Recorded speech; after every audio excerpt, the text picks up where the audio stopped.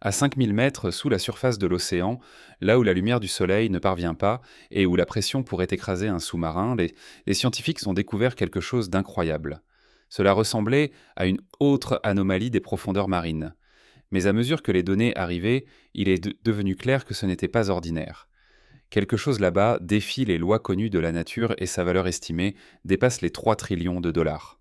Les gouvernements s'affolent, les milliardaires financent discrètement des missions et les scientifiques qui l'ont découvert laissent entendre quelque chose qui pourrait réécrire tout ce que nous savons sur la vie sur Terre. Ce qu'ils ont découvert à 5000 mètres sous l'océan dépasse tout ce à quoi quiconque s'attendait. Le voyage dans le sous-sol de l'océan. La zone Clarion-Clipperton ou CCZ est l'un des derniers territoires inexplorés de la Terre. Situé loin dans l'océan Pacifique, entre les plages chaudes d'Hawaï et la côte du Mexique couvrant 4-5 millions de kilomètres carrés de fond marin, cette immense plaine océanique est plus grande que toute l'Union européenne. Sa profondeur descendant à 5 500 mètres où les températures sont à peine au-dessus de zéro, où aucun rayon de soleil n'a jamais atteint et où la pression est 500 fois plus élevée qu'à la surface et ce qui la rend étrangère. Nous ne pouvons pas nous rapprocher davantage de la visite d'une autre planète sur Terre que cela. Les entreprises liées à l'exploitation minière s'intéressaient principalement à cette zone mystérieuse depuis des décennies en raison des trésors qui jonchaient son sol, des nodules de cuivre, de nickel, de cobalt et de manganèse qui pourraient valoir des milliards de dollars. Cependant, un groupe de scientifiques de l'Association écossaise pour la science marine sous la direction du Dr Andrew Sweetman s'y est rendu en 2021 avec un objectif complètement différent. Il poursuivait l'ère qui est considérablement plus essentielle à la vie que les richesses. La façon dont l'eau s'écoule à travers la boue des profondeurs marines, où certaines des formes de vie les plus bizarres sur Terre réussissent à vivre malgré toutes les probabilités, est plus importante que les gaz dans l'eau. Parce que cela montre que la vie peut prospérer dans des zones apparemment hostiles, l'équipe d'études s'intéressait à comprendre comment l'air circulait à travers ces habitats difficiles. Les micro-organismes prospèrent dans la boue ici aussi au milieu de ce vide sombre et déprimant, et survivent avec peu d'oxygène qui s'infiltre lentement depuis le monde d'en haut. En analysant comment ces organismes utilisent l'air, les scientifiques pourraient mieux comprendre les écosystèmes des profondeurs marines et comment les activités humaines comme l'exploitation minière pourraient les affecter. Les chercheurs ont utilisé des dispositifs étonnants, appelés Lander, des laboratoires robotiques, qui coulent au fond d'eux-mêmes et effectuent des tests sans avoir besoin d'assistance humaine pour révéler ces mystères. Parmi les instruments spécialisés transportés par ces landers se trouvaient Anthony des chambres benthiques, qui sont des récipients scellés contenant des échantillons de boue et d'eau de mer, ainsi que des capteurs d'oxygène. L'idée était simple. Les scientifiques pouvaient déterminer l'activité biologique dans ces sédiments profonds en mesurant le taux d'utilisation de l'oxygène par les micro-organismes de la boue. Cependant, la mer avait d'autres idées. Les équipements ont rapporté quelque chose de complètement insensé dès les premières lectures. Les capteurs ont observé une augmentation des niveaux d'air dans les chambres plutôt qu'une diminution constante à mesure que les micro-organismes l'utilisaient. Les scientifiques ont d'abord pensé qu'il devait s'agir d'une erreur. Un chercheur l'a observé, on apprend à se méfier de ces instruments quand on travaille à ces profondeurs. L'eau salée a une façon de déranger même les équipements les mieux conçus. La pression énorme peut déformer le métal et le froid peut affecter l'électronique. Ainsi, ils ont examiné tout ajusté les capteurs, répété les essais, envoyé de nouveaux landers dans plusieurs zones. Cependant, malgré leurs efforts, le résultat inaccessible continuait à émerger. Les niveaux d'air augmentaient alors qu'ils auraient dû diminuer. L'équipage a dû faire la choquante réalisation que quelque chose au fond allait à l'encontre des lois de la nature dans l'obscurité totale, après 5 ans de tests minutieux lors de plusieurs excursions. Cette découverte a complètement bouleversé tout. Puisque les plantes et les algues utilisent la lumière du soleil pour séparer les molécules d'eau, nous avons toujours su que la photosynthèse est la source de l'air respirable. Cette découverte dans l'abîme sans soleil était donc analogue à la découverte du feu sous-marin. Des explications radicales devaient être envisagées par l'équipe. Certains minéraux pourraient-ils libérer de l'air par une réaction avec l'eau de mer Ike? Y avait-il une réaction chimique non identifiée en cours? Ou peut-être un tout nouveau type de vie qui le produit de manière que nous ne comprenons pas? Les conséquences vont bien au-delà de l'intérêt académique. Le fait que l'oxygène puisse se développer en l'absence de lumière du soleil et de vie remet en question nos connaissances fondamentales sur le fonctionnement des écosystèmes des profondeurs marines. Dans l'histoire ancienne de la Terre, lorsque l'atmosphère était déficiente en oxygène, cela pourrait aider à expliquer comment la vie a survécu. Cela pourrait même soulever la perspective de découvrir la vie sur des mondes océaniques comme Europa ou Encelade, où la lumière du Soleil ne pénètre jamais, mais où des processus chimiques pouvant soutenir la vie pourraient exister. La CCZ est brusquement passée d'un lieu d'exploitation minière prometteur à un laboratoire naturel révélant des processus invisibles. Le désir des mineurs pour ces nodules métalliques pourrait être un facteur contribuant à l'énigme, car ils pourraient interagir de manière inattendue avec l'eau salée. Cette découverte est un indicateur alarmant que malgré notre époque actuelle de technologie sophistiquée, il reste encore de nombreuses énigmes importantes dans l'océan profond. Le plan de l'océan. Les lois changeaient ont été au fond de l'océan. Le plan de l'océan. Les lois changeaient ont été au fond de l'océan. Une révélation surprenante est descendue sur l'équipe d'études alors qu'elle examinait les lectures les plus récentes de ces drones des profondeurs marines. Le fond se transformait activement en forme géométrique complexe qui défiait toutes les explications naturelles.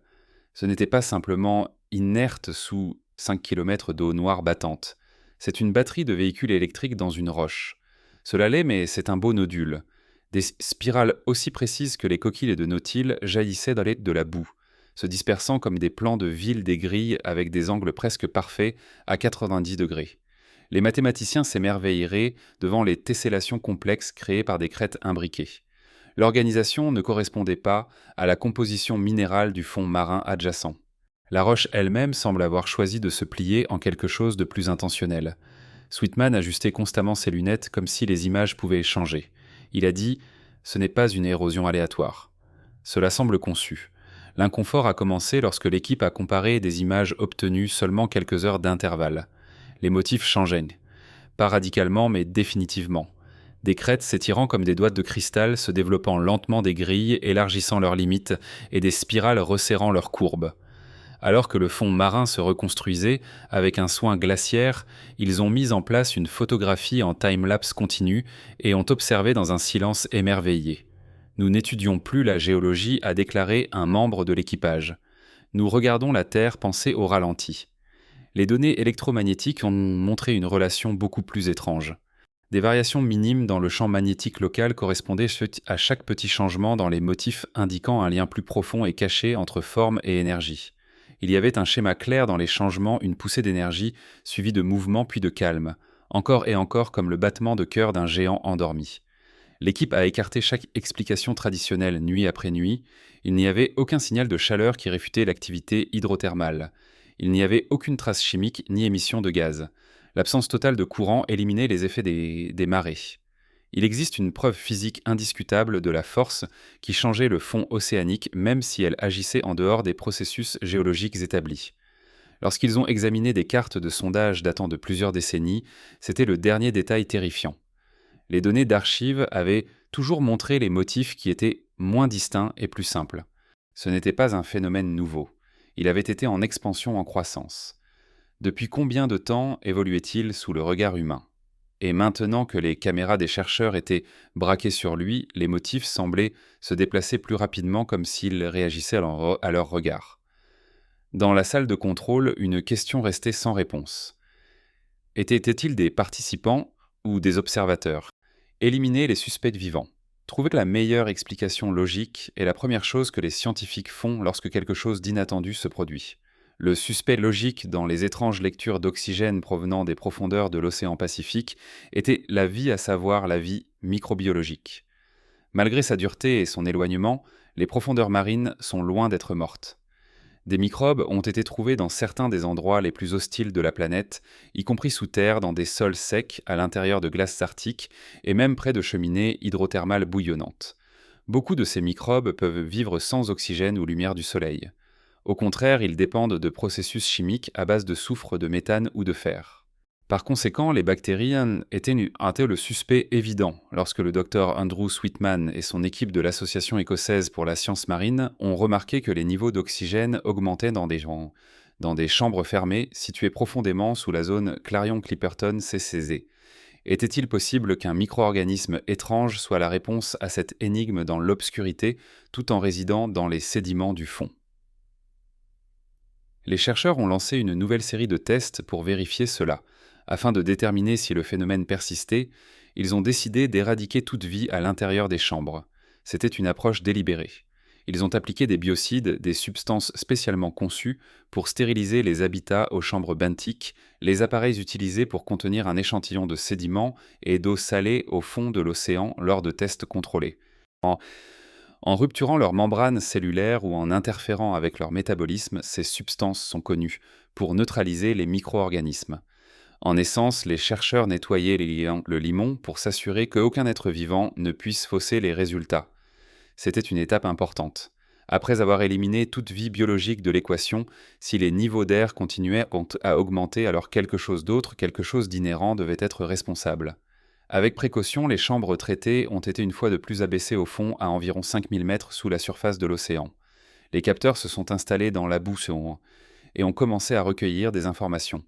Les scientifiques attendaient à bord du navire de recherche. Tout le monde s'attendait à ce que les niveaux d'air restent constants ou diminuent progressivement en l'absence de toute activité microbienne cette fois-ci. Cependant, lorsque les données sont revenues, les résultats étaient loin d'être typiques, et cela allait réécrire l'histoire. Le contenu en oxygène des chambres stériles fermées augmentait comme auparavant. Pas brusquement, mais indubitablement et lentement. Le schéma était évident. Malgré l'élimination de tous les suspects microbiologiques de la scène, la tendance étrange se poursuivait. Ce n'était plus seulement une lecture étrange ou un équipement défectueux. L'observation était désormais routinière, soutenue par des procédures de contrôle strictes et reproduite dans des environnements soigneusement surveillés. Néanmoins, cela n'avait aucun sens traditionnel. Les scientifiques intensifièrent leurs efforts. Ils ont effectué d'autres contrôles. Ils ont utilisé plusieurs techniques et dosages pour répéter la stérilisation. Pour éliminer les impacts locaux, ils ont modifié les placements et les tailles des chambres dans diverses régions de la CCZD. Cependant, le résultat était le même, peu importe ce qu'ils essayaient. Là où il ne devrait pas être, l'air apparaissait. Le mystère devenait plus complexe. Quoi d'autre cela pourrait-il être sinon des microbes, avec d'autres équipes océanographiques et des experts? Le Dr Sweetman et ses associés ont commencé à comparer leurs notes. Ils ont parlé avec des géologues et des chimistes et des biologistes des profondeurs marines et ont examiné des ensembles de données historiques. Existe-t-il un processus chimique qui génère des gaz X? Avait-il une réaction entre le limon et l'eau salée que personne n'avait observé auparavant? Ou y avait-il une toute autre explication, quelque chose que nous n'avions pas encore trouvé? Il était troublant qu'il n'y ait pas de raison biologique. Après tout, dans les systèmes aquatiques, la vie est généralement la carte sauvage. Elle peut entraîner des conséquences imprévues et brouiller les données. Cependant, après avoir retiré la carte microbienne de la table, les chercheurs ont dû faire face à une réalité plus difficile. Ils observaient un processus qui ne se comportait pas comme quoi que ce soit qu'ils avaient précédemment observé dans les enquêtes sur les sédiments marins. C'était comme poursuivre un fantôme. Cependant, les données étaient honnêtes. Le même schéma étrange continuait indépendamment de la façon dont il modifiait l'environnement, y compris l'élimination de la vie, la modification des conditions de pression, la modification des modèles de température et le test d'autres zones. À l'intérieur de cavernes enfouies sous des milliers de mètres d'eau, l'oxygène montait lentement et silencieusement. En même temps, l'équipe d'études commençait à se sentir de plus en plus excitée. C'était le début de quelque chose de bien plus significatif qu'un simple événement. Quoi que soit la cause de l'augmentation des niveaux d'air, elle semblait être étendue, fiable et constante dans tous leurs lieux de test. C'était un événement qui appelait une nouvelle interprétation. Maintenant, les chercheurs avaient une nouvelle question. Y a-t-il autre chose que le fond marin pourrait cacher en plus de son potentiel économique? L'énigme entourant les niveaux d'oxygène accrus persistait, puisqu'il n'y avait aucune cause biologique évidente et la chimie traditionnelle ne pouvait offrir de solution satisfaisante. Le groupe a continué à travailler car ils étaient curieux de savoir quelle force invisible changeait subtilement la chimie des profondeurs marines, non parce qu'ils étaient sûrs de leur travail. Pour l'instant, ils étaient seulement certains que quelque chose d'inhérent simulait l'impact de la respiration, expirant de l'air dans l'environnement sombre du fond océanique. C'était inattendu quoi que ce soit. La surprise était continue. Un indice électrique. Lorsque le Dr Andrew Sweetman assista à une présentation sur l'exploitation minière en profondeur en 2022, il entendit quelque chose d'étrange. Un intervenant évoqua de manière désinvolte quelque chose découvert au fond de l'océan comme des batteries dans une roche. Pour Sweetman, c'était le genre de remarque qui arrête tout. Cette source d'oxygène produite par ces nodules de manganèse, c'est l'un de ceux du fond de l'océan Pacifique où Andrew Sweetman travaille. Bien que ce soit un cliché utilisé pour expliquer un comportement minéral compliqué, son équipe d'études avait rassemblé des données énigmatiques de la zone Clarion-Clipperton-CCZ, une zone lointaine de topographie marine profonde entre le Mexique et Hawaï, qui s'étend sur des milliers de kilomètres pendant plus d'un an. Cette zone qui avait auparavant attiré l'attention des entreprises en raison de ses ressources minérales inexplorées était maintenant au centre d'une toute autre affaire. Cependant, l'exploitation minière n'était pas dans l'esprit de l'équipe de Sweetman. Des lectures étranges provenant de la CCZ les avaient troublés. La plupart des scientifiques avaient précédemment considéré ces blocs comme inactifs. Cependant, que se passerait-il s'ils étaient actifs ? L'équipe savait que l'interaction de l'eau salée avec certains minéraux peut entraîner la production de petits courants électriques. Leurs tests ont donné des résultats surprenants, jeu de mots intentionnels. Dans certaines circonstances, leur échantillon montrait des signes de petits courants électriques bien que non tangibles. Non seulement cela était fascinant, mais cela modifiait complètement notre perception de ces composants des profondeurs marines. Ils pourraient être plus que de simples dépôts métalliques. Ils pourraient être des participants actifs dans leur environnement. Cette découverte soulève de nombreuses nouvelles questions. Quels effets cette activité électrique a-t-elle sur les étranges animaux qui habitent ces zones ? Quel rôle joue-t-elle dans la chimie de l'océan profond ? Plus important encore, quelles conséquences inattendues l'exploitation de ces objets pourrait-elle avoir sur cet écosystème fragile ? Il s'est avéré que la remarque était plus vraie que quiconque ne l'avait pensé. Cela a rappelé aux scientifiques qu'il y a encore des mystères que nous commençons à peine à comprendre même dans les recoins les plus profonds de la Terre. Nous devons nous assurer de bien comprendre ces environnements avant de commencer à les modifier. Il semble qu'il y ait encore beaucoup de surprises en réserve pour nous dans l'océan profond. Jusqu'à présent, aucun membre de l'équipe n'était prêt à faire des spéculations publiques. La science était encore en développement et le phénomène restait trop insaisissable. Cependant, ce qui avait été précédemment écarté comme un arrière-plan géologique et sans rapport avec les mystères qu'il poursuivait et recevait soudainement toute leur attention. Ils avaient découvert un indice. Pas une conclusion, cependant, cela offrait une nouvelle avenue de recherche, ce qui est très utile dans le domaine scientifique. Une qui était différente de toutes celles qui avaient été essayées auparavant. Un vol du vide. Quelque chose d'inattendu s'est produit plus tard dans le laboratoire à bord du navire de recherche qui se trouvait à des centaines de kilomètres de toute côte et planait au-dessus de l'une des zones les plus isolées de l'océan Pacifique.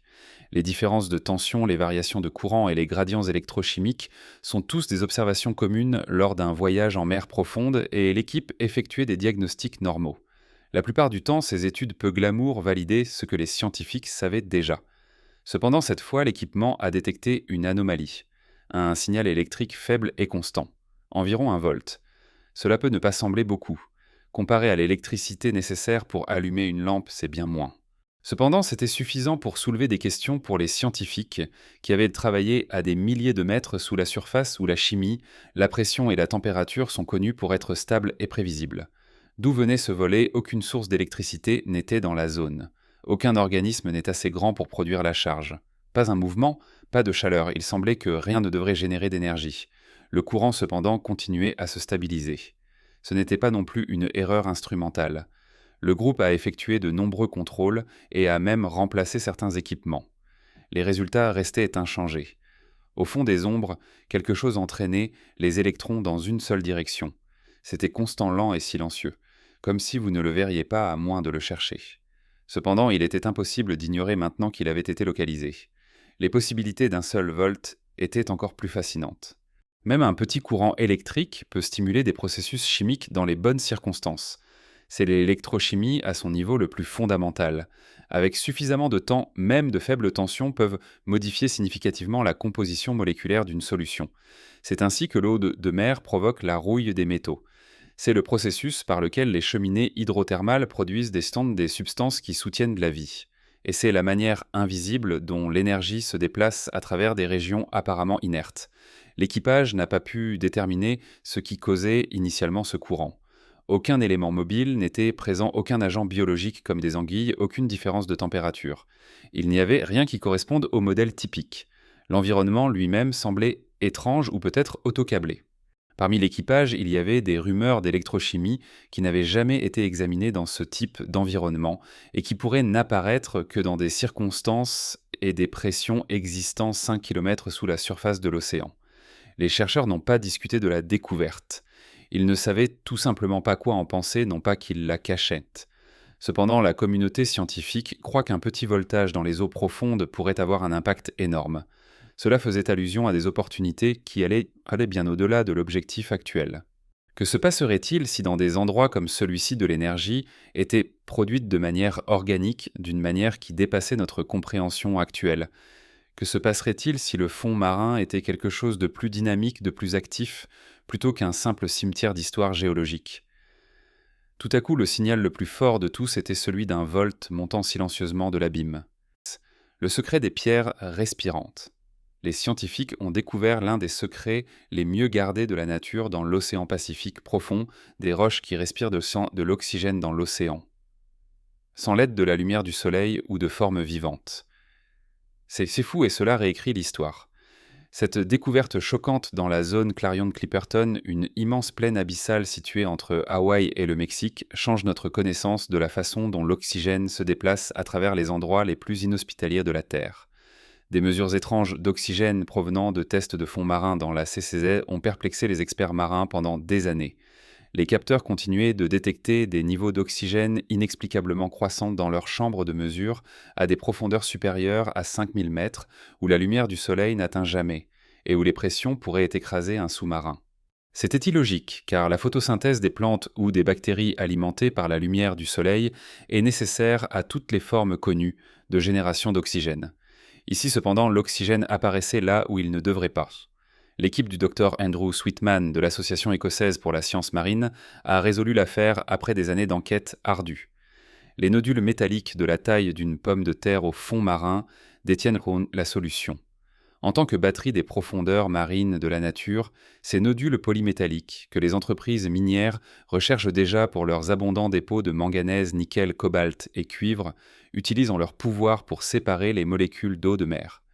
Le processus utilise l'électrolyse, la même chimie fondamentale que les installations industrielles emploient pour produire de l'oxygène et de l'hydrogène. Lorsque les nodules entrent en contact avec l'eau salée sous la pression intense de l'océan profond, leur composition métallique distincte produit des courants électriques microscopiques. Ces courants sont juste assez puissants pour séparer les molécules d'eau en leur gaz constitutif, l'oxygène s'échappant lentement dans l'environnement environnant et l'hydrogène se dissipant dans l'eau. Cette synthèse d'oxygène dans l'obscurité est un tout nouveau type de production naturelle d'oxygène.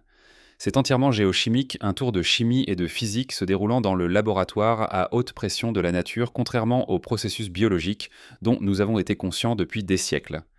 Les ramifications affectent plusieurs domaines scientifiques. Cela implique pour les scientifiques marins que les habitats des profondeurs marines pourraient avoir des sources d'oxygène auxquelles nous n'avions jamais pensé, soutenant potentiellement la vie de manière que nous ne comprenons pas complètement.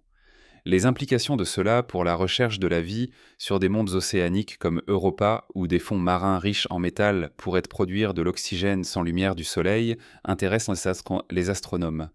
Puisque cette génération d'oxygène pourrait avoir eu lieu avant la photosynthèse, les géochimistes doivent désormais prendre ce processus en considération lors de la modélisation des eaux anciennes de la Terre. Cependant, cette innovation soulève de graves problèmes environnementaux. Pour les activités d'exploitation minière en profondeur prévues qui visent ces nodules précis, la CCZ est l'épicentre. L'exploitation pourrait modifier involontairement les niveaux d'oxygène sur lesquels la vie des profondeurs marines compte depuis des milliers d'années, si elle perturbe ces pierres respirantes naturelles avec des répercussions inconnues pour l'un des derniers écosystèmes vierges de la Terre. Le Dr Sweetman observe, ce n'est pas seulement une question de curiosité scientifique. Une fonction fondamentale de la Terre qui était cachée à la vue de tous a été découverte par nous. Nous devons maintenant la comprendre avant de pouvoir interférer avec elle. Ces pierres containers métalliques des profondeurs marines servent de puissants rappels de combien nous ne savons encore pas sur notre planète, alors que la recherche se poursuit et pourquoi la dernière frontière pourrait se trouver dans les profondeurs troubles des mers de notre planète plutôt que dans l'espace. Cette découverte nous pousse à réévaluer notre compréhension fondamentale de la chimie qui soutient la vie ainsi que des conditions sous lesquelles elle peut survivre. Histoire réécrite. Les fondements de la recherche océanique ont été bouleversés par la découverte de l'oxygène sombre. La production d'oxygène nécessaire à la plupart des formes de vie sur Terre pourrait désormais être réalisée sans avoir besoin de lumière du soleil, de photosynthèse ou même de formes vivantes selon de nouvelles recherches. Profondément sous l'océan, ce processus chimique n'a jamais été observé auparavant, propulsé par l'énergie électrique de pierres riches en minéraux. Ce n'est pas seulement une avancée scientifique. C'est une épiphanie. Si c'est ainsi que l'oxygène peut naître dans les endroits les plus sévères et sombres de notre planète, que pourrait-il encore être possible, précédemment considéré comme inhospitalier pour la vie, Mars, Europa et Encelade pourraient peut-être être plus habitables que ce que l'on croyait auparavant. Le hic, cependant, est le suivant. Le cœur du secteur en pleine expansion de l'exploitation minière en profondeur est constitué des mêmes nodules polymétalliques qui provoquent ce processus. Des entreprises comme la Metals Company s'efforcent d'extraire ces anciennes roches pour leurs métaux riches, qui sont des composants essentiels pour construire des infrastructures d'énergie renouvelable et des batteries pour voitures électriques. Cela crée un sérieux dilemme. L'élimination de ces nodules pourrait-elle nuire à une source d'oxygène qui se produit naturellement et que nous comprenons à peine? Pourrions-nous les détruire avant même de trouver des écosystèmes qui en dépendent? Une course contre la montre a évolué à partir de ce qui a commencé comme une quête pour surveiller le contenu en oxygène du fond. Il y a maintenant une pression sur les scientifiques pour en apprendre davantage sur ce système secret avant qu'il ne soit détruit ou modifié de manière irrévocable. Autrefois considéré comme un désert mort, l'océan profond s'avère être bien plus vibrant et énigmatique que quiconque ne l'avait anticipé.